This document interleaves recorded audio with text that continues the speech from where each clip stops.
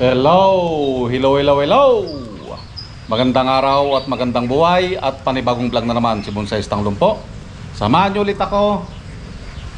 Ayusan ulit natin itong ating Argao Taiwan. Natatandaan niyo ito? Ito yung kinalbo lang natin nung mga nakaraang araw at pinutulan ng first branch. Okay? Ito na ang kanyang itsura. Okay, tinubuan ulit. At tinubuan na ng panibagong mga sanga. So kailangan natin dito is tanggalin ito para makapag-focus dito sa parteng baba. Agoy, agoy, agoy. Ano daw? Makapag-focus sa parteng baba. Agoy. Okay? So let's start. Tanggalin lang natin yung mga tumubo, okay? Para hindi maagawan, makapag-focus dito yung lakas ng ating halaman. Okay? Katulad nito, yan. Yung mga tumubo na yan, dapat nating tanggalin yan para yung lower branch natin ay makalarga. At palagi kong sinasabi din, ang lower branch ay ito yung pinakamahina sa part ng ating halamang bonsai.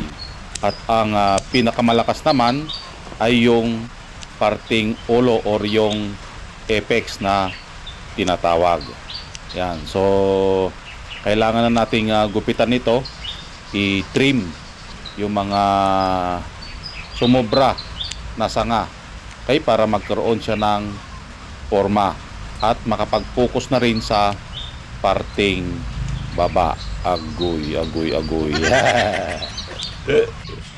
So,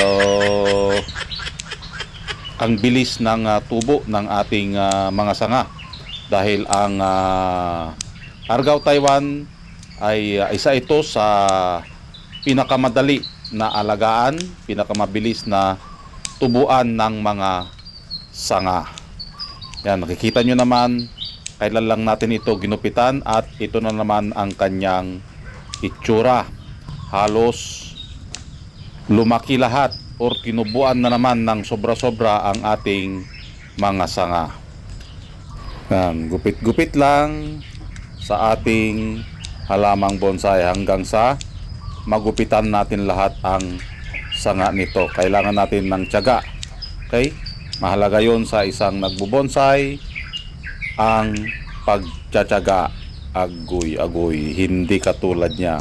Agoy, agoy, agoy. Sabi niya, maghintay. Pero wala na. Napunta na sa iba. Nagpapatawa lang si Bonsai Stang Lumpo. Ayan. So, konting linis pa dito sa parting baba, oh. Tinubuan ulit ng mga damo. So, ganun kabilis ang ating halamang bonsai na mag-wild. Agoy, agoy.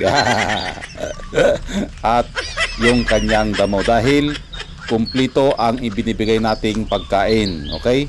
So, every other week, nagbibigay tayo ng kanyang pagkain. Yun yung fertilizer or yung abono na tinatawag. Ayan, konting linis na lang at gumanda ulit ang ating halamang bonsai. Tanggalin lang din natin yung mga ugat na hindi na kailangan, yung masakit sa mata.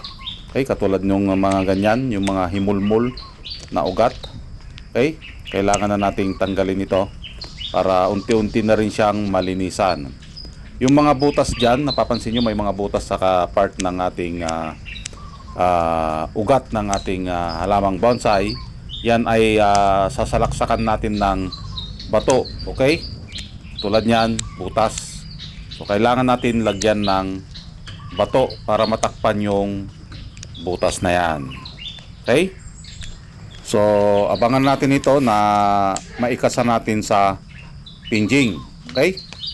Tanggalin lang natin yung sumobra na sanga dahil iwawire na natin yung tumubo. Yan ulit yung palalakihin natin. Okay, para maging tapered. Yan. So, ang pagbobonsai, kailangan talaga ng mahabang panahon ang igugol dito. Okay? Pinutol natin and then palalakihin ulit para magmukhang tapered. Okay? Yung tapered na tinatawag, yun yung malaki sa bandang puno and then paliit ng paliit hanggang doon sa dulo ng sanga. At kung mapapansin nyo, ang kanyang sanga pa lang ay kulay green. So hindi pa siya nagputi.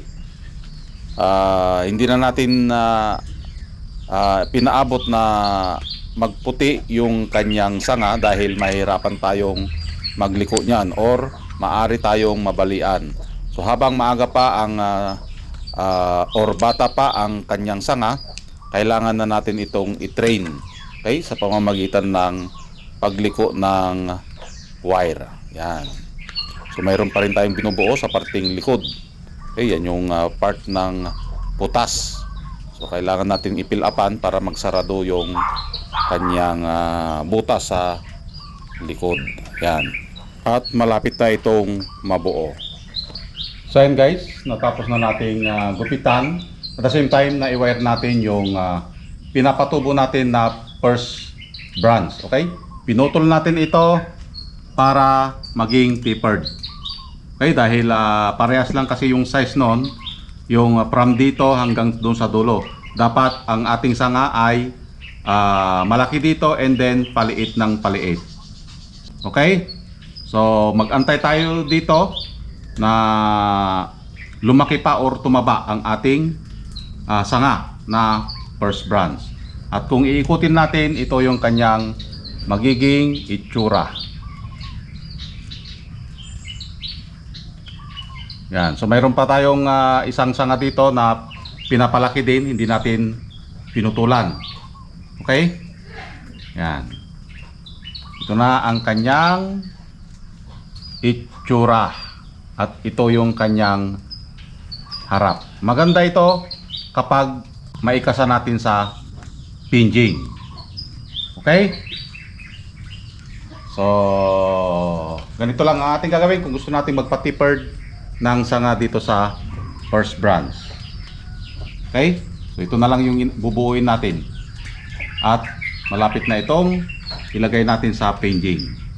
Okay? So, maraming salamat. At nakarating na naman tayo sa dulo ng ating video. Hanggang sa muli. Bye-bye.